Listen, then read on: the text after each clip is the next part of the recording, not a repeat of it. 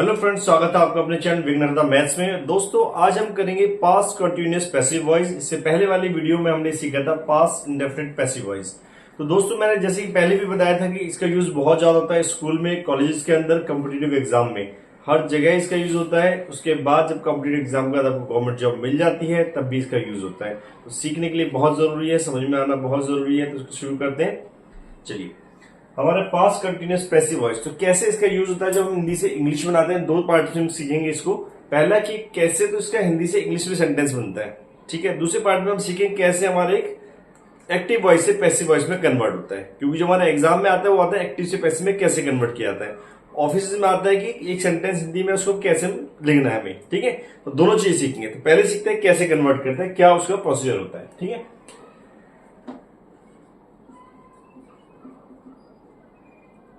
इसमें past tense में यानी भूतकाल में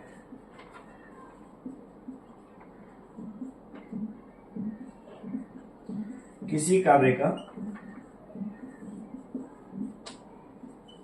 जारी रहना पाया जाता है।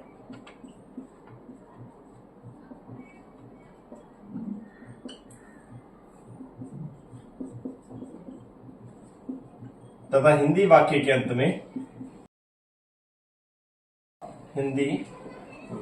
अंत में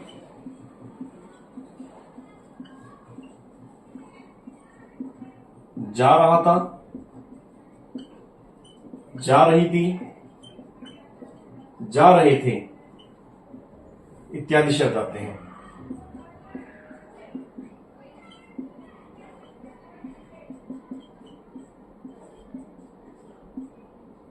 इत्यादि शब्द आते हैं, ठीक है।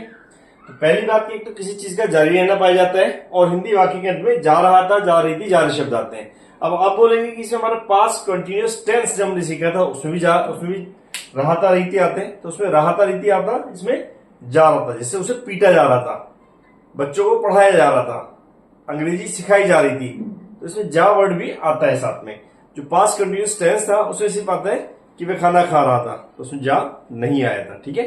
दूसरी चीज, इसमें एक और चीज क्या होती है वो हम सीखेंगे। इसमें ऑब्जेक्ट का विशेष महत्व होता है।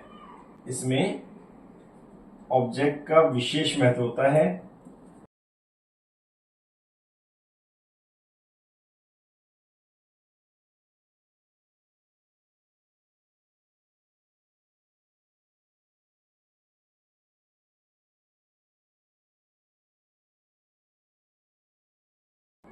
जिसे दिखाने के लिए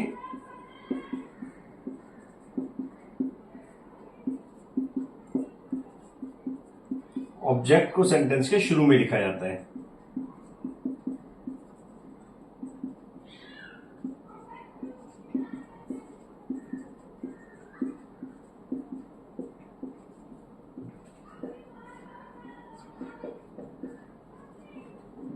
ठीक है, ऑब्जेक्ट के बहुत इंपॉर्टेंस होती है, इसको दिखाने के लिए सेंटेंस के शुरू में लिखा जाता है। अभी नॉर्मली जब टेंस हम सीखा था तो टेंस में हमारे क्या था कि सब्जेक्ट हमारे से शुरू होता था, है ना। हमारा जो रूल होता था जब हमने टेंस सीखा था, तो सब्जेक्ट प्लस वाज या वर्ब प्लस वर्ब की फर्स्ट फॉर्म के साथ आईएनजी प्लस ऑब्जेक्ट, है ना। ये था पास्ट कंटिन्यूअस टेंस का रूल। यहां सब्जेक्ट शुरू में आता था, ठीक है। लेकिन जब पैसिव वॉइस हम कर रहे हैं तो हमारा रूल क्या होता है। पैसिव वॉइस में हमारा रूल होता है object plus was oblique verb plus being B E I N G, ठीक है, प्लस वर्ब की third form plus by subject. अगर सब्जेक्ट है तो बाय और सब्जेक्ट दोनों आएंगे, सब्जेक्ट नहीं है तो बाय भी नहीं आएगा, ठीक है। तो डिफरेंस है ना, यहाँ सब्जेक्ट था टेंस में, यहाँ पे ऑब्जेक्ट से शुरू होता है, ठीक है। तो इसको हटा देते हैं, ये हमारे काम का नहीं है अभी, इसको बाद में डिस्कस करेंगे, ठीक है। ये क्लियर है। रूल होता है object plus was oblique verb plus being plus verb की third form plus by subject. Negative rule होता है हमारे पास object plus was oblique verb plus not plus being plus verb की third form plus by subject. जब हम interrogative में जाते हैं तो रूल होता है हमारे पास वाज या वर्ब सबसे पहले आ जाता है plus object plus being B E I N G plus verb की third form plus by subject.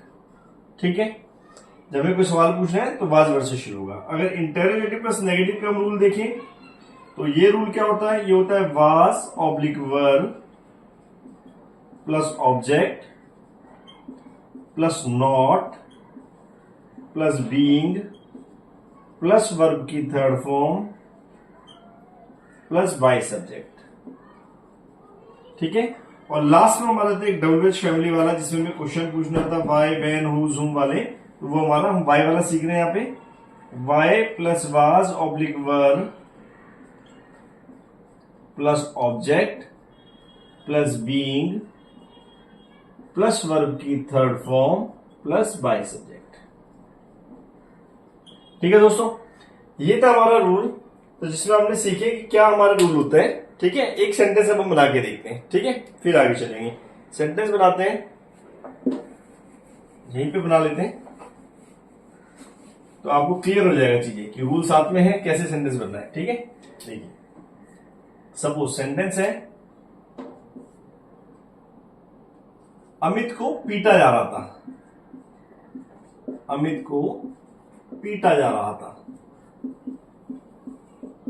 अब कौन पीट रहा है, इसमें सब्जेक्ट है हमारे पास, सब्जेक्ट तो नहीं है, कौन पिटाई कर रहा है। ठीक है, काम किस पे हो रहा है, अमित के ऊपर हो रहा है, तो हमारे पास ऑब्जेक्ट है। ठीक है, तो क्या रूल बनेगा, रूल के हिसाब से बनाते हैं। सबसे पहले ऑब्जेक्ट आएगा, ऑब्जेक्ट क्या है अमित।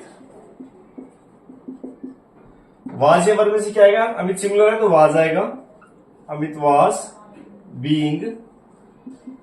वर्ब की थर्ड फॉर्म पीट रहे हो क्या कहते हैं, बीट, तो थर्ड फॉर्म हो जाएगी बीट, बैट, बीटन, तो थर्ड फॉर्म हो गई beaten. Amit was being beaten. Negative में ऑब्जेक्ट प्लस अमित, वाज या वर्ब में से वाज आ जाएगा, नॉट बीइंग,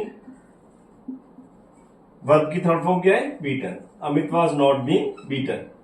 नेक्स्ट में वाज या वर्ब में से हमारे पास क्या आएगा, वाज आ जाएगा, ऑब्जेक्ट यानी अमित बीइंग प्लस वर्ब की third form beaten. Was Amit being beaten, question पूछा जा रहा है। ठीक है, पहला था Amit was being beaten, Amit को पीटा जा रहा था। Amit was not being beaten, Amit को नहीं पीटा जा रहा था। वाज अमित बीइंग बीटन, क्या अमित को पीटा जा रहा था। नेक्स्ट अगला रूल है वाज प्लस ऑब्जेक्ट यानी अमित, नॉट, फिर बीइंग, वर्ब की third form beaten. Was Amit not being beaten, क्या अमित को नहीं पीटा जा रहा था। ठीक है, और लास्ट वाई, वाज में से वॉज, ऑब्जेक्ट है अमित, बीइंग, वर्ब की थर्ड फॉर्म क्या है beaten. Why was Amit being beaten, Amit को क्यों पीटा जा रहा था। ठीक है, तो आई होप कि आपको समझ में आ गया हो किस तरीके से हिंदी से इंग्लिश सेंटेंस हमें बनाने हैं। ऑफिस में जैसे हम बनाते हैं तो ऑफिस में क्या यूज होगा, जैसे ऑफिस में हमारे पास सेंटेंस आता है कि भाई पास्ट प्रैक्टिस क्या थी, लास्ट टाइम आप ये चीजें कैसे प्रोक्योर करते, कहां से खरीदते थे, या लास्ट टाइम एम्प्लॉयज को कैसे हायर किया जाता था, या अभी कैसे हायर किया जा रहा है ना। तो आप लिखेंगे उसमें यहाँ पर जैसे कि लास्ट टाइम परचेज करते, this item was being purchase from the vendor, vendor का नाम आप डाल देंगे। ठीक है, the item was being purchase from the vendor, उसका नाम आ जाएगा। ठीक है, तो इसमें यूज था कि यह सामान में उससे खरीदा जा रहा था। ठीक है, पास्ट में। या एम्प्लॉय कैसे हायर किया जाता, the employees are being hired through XYZ portal.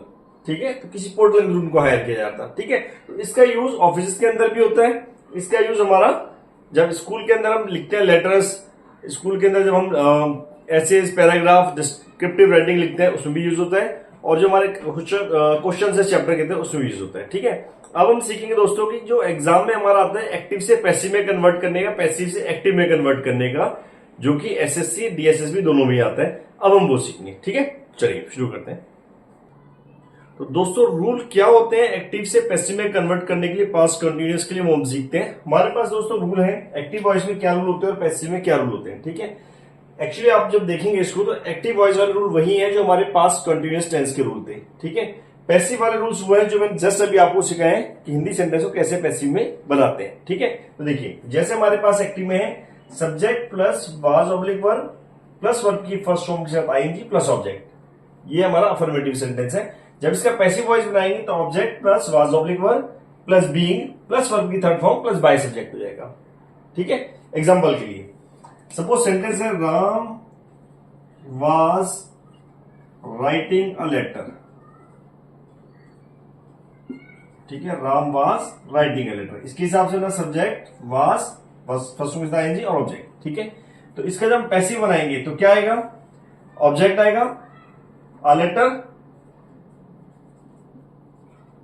Was में से वाज आ जाएगा, फिर बीइंग आ जाएगा,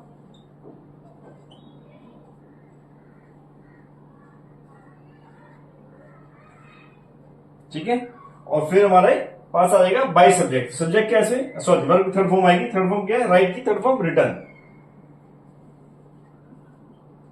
और फिर आएगा बाय सब्जेक्ट। तो बाय सब्जेक्ट क्या हमारे पास में, राम, राम ने काम किया था। तो यहीं पे एक बार कंपेयर करते हैं। एक्टिव वॉइस में था Ram was writing a letter. ठीक है, राम पत्र लिख रहा था। पैसिव वॉइस में a letter was being written by Ram, Ram के द्वारा एक पत्र लिखा जा रहा था। एक ही बात को दो अलग तरीके से कहा गया है। ठीक है, तो इसमें क्या था, सब्जेक्ट स्टार्टिंग में, यहाँ पे ऑब्जेक्ट हमारा स्टार्टिंग में आया।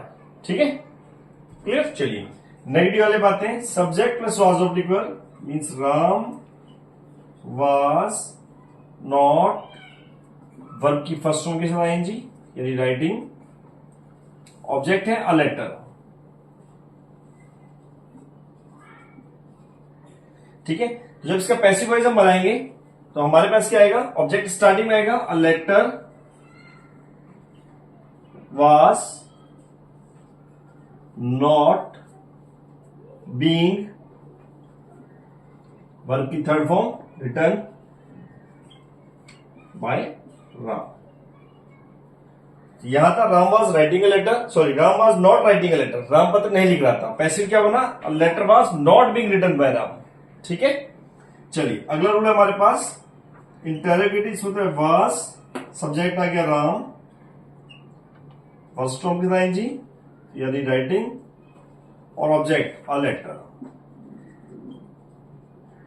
Was Ram writing a letter, क्या राम पत्र लिख रहा था, पैसिव वॉइस बनाएंगे वाज ऑब्जेक्ट, ऑब्जेक्ट है लेटर है ना, अ लेटर, बीइंग वर्ब की थर्ड फॉर्म यानी रिटर्न, और बाय सब्जेक्ट बाय राम। क्योंकि इंटेरोगेटिव सेंटेंस है तो क्वेश्चन मार्क आएगा।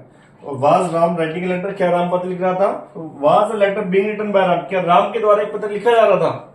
ठीक है, मीनिंग दोनों से सेम कन्वे हो रही है, फर्क कितना, यहाँ पे सब्जेक्ट को इंपॉर्टेंस दी गई, राम काम कर रहा था, वहां पे ऑब्जेक्ट को इंपॉर्टेंस दी गई कि काम हो रहा था। ठीक है, next was plus subject, was Ram not first form के साथ ING means writing, object a letter. Interrogative plus negative में पूछा तो हमारा बना was Ram not writing a letter. जब पैसिव वॉइस बनाएंगे तो वाज ऑब्जेक्ट आ गया a letter, not being third form है रिटर्न बाय राम। ठीक है, last Y plus was oblique verb से वाज आएगा, सिंगुलर है, राम फर्स्ट फॉर्म के साथ आएंगी writing, object a letter. Y was Ram writing a letter, passive voice बनाएंगे क्या बनेगा, वाई वॉज ऑब्जेक्ट आ गया अ लेटर, बीइंग वर्ब की थर्ड फॉर्म यानी return by subject by Ram. ठीक है, तो हमारा ना Y was letter being written by Ram. चलो अब सबकी एक बार हिंदी देख ले दोबारा से। Ram was writing letter, Ram के द्वारा पत्र लिखा जा रहा था, a letter was being written by Ram, sorry Ram was writing letter, Ram पत्र लिख रहा था, a letter was being written by Ram, Ram के द्वारा एक पत्र लिखा जा रहा था। Ram was not writing letter, Ram पत्र नहीं लिख रहा था, a letter was not being written by Ram, तो राम के द्वारा एक पत्र नहीं लिखा जा रहा था। वाज राम राइटिंग लेटर, क्या राम पत्र लिख रहा था? Was the letter being written by Ram, क्या राम के द्वारा एक पत्र लिखा जा रहा था? Was Ram not writing letter, क्या राम पत्र नहीं लिख रहा था? Was the letter not being written by Ram, तो क्या राम के द्वारा एक पत्र नहीं लिखा जा रहा था? Y was Ram writing letter, Ram पत्र क्यों लिख रहा था? इसका हो जाएगा Y was a letter being written by Ram, Ram के द्वारा पत्र क्यों लिखा जा रहा था। ठीक है दोस्तों, तो दोस्तों ये था हमने सीखा किस तरीके से हमें सेंटेंस बनाने पैसिव वॉइस में और कैसे हमें एक्टिव से पैसिव में कन्वर्ट करनी है चीजें। ठीक है, दोनों ही चीजें हम सीख चुके हैं जो कि हमारे एग्जाम्स में आती है, चाहे वो गवर्नमेंट जॉब के एग्जाम्स हो, चाहे हमारे स्कूल के हो या कॉलेजेस के हो, तो सभी के लिए इंपॉर्टेंट है। उसको ध्यान से समझिएगा, प्रैक्टिस किया। कोई भी डाउट आता है तो हमारे कमेंट सेक्शन में लिख के जरूर पूछिएगा। प्रैक्टिस जरूर कीजिएगा दोस्तों। हमारी अगली एक हम वीडियो बनाएंगे जिस वीडियो के अंदर हम डालेंगे जो इंपॉर्टेंट वोकैब हमारे पास आती है गवर्नमेंट जॉब के एग्जाम्स के अंदर, उस वोकैब के हम एक वीडियो बनाएंगे और बहुत जल्दी उसको पोस्ट करेंगे, क्योंकि डीएसएसबी, एसएससी सीजीएल, एसएससी सीजीएचएसएल सभी एग्जाम्स लगातार लाइन से आ रहे हैं। तो वो एग्जाम्स के लिए कैंडिडेट्स बहुत कंफ्यूज रहते हैं, किन वर्ड मीनिंग्स को करें, किन बुक्स को हम रेफर करें। मार्केट में इतनी सारी बुक्स है, दुनिया भर की उसके अंदर वर्ड मीनिंग्स है, समझ में नहीं आता कि एग्जैक्टली क्या एग्जाम में आने वाला है। ठीक है, तो क्योंकि मैं खुद गवर्नमेंट जॉब के 4-5 एग्जाम क्रैक कर चुका हूं, तो मुझे एग्जैक्टली आइडिया है कि क्या एग्जाम से पूछा जाता है, क्या पूछा जा सकता है। तो मैं उस तरह के वर्ड आपके साथ शेयर करूंगा ताकि आप उसके अच्छे से प्रिपरेशन कर सकें और एग्जाम में अच्छा स्कोर कर सकें। तो मिलते हैं अपने अगले वीडियो में, तब तक के लिए थैंक यू।